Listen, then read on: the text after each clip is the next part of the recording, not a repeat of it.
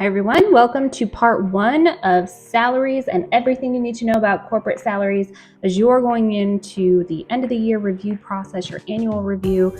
Here's what you need to know about the back end of corporate salary structures and information to have the best conversations. Reminder, my name is Jaylene. I'm a 15-year corporate HR executive and digital marketer.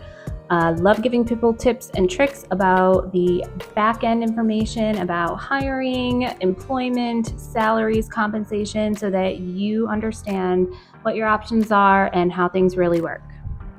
So in part one, I'm going to give you 2 tips. Part 2, I'll also have 2 tips, but first I need you to like and save this video and follow me so you can get those part 2 tips as well. Okay, so the first thing you really need to understand about salaries is every job has a range.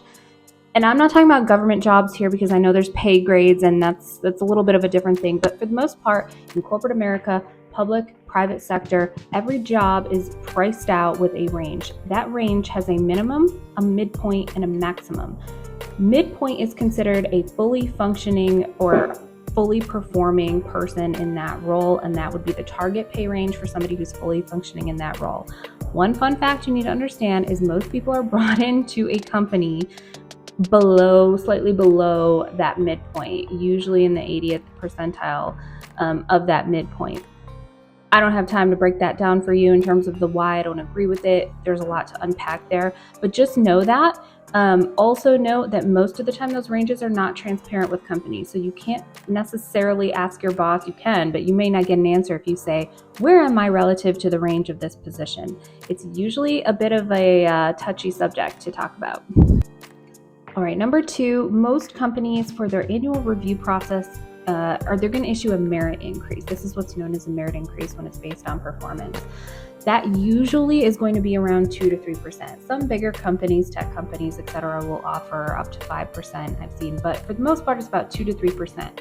So keep in mind that if you want to make a lot more money, you're going to have to move up, get another job at another salary range, or you're going to have to move out. So the only way to get those big 10 to 20% increases in your career is to get a new job. So that's either going out of the company or moving up.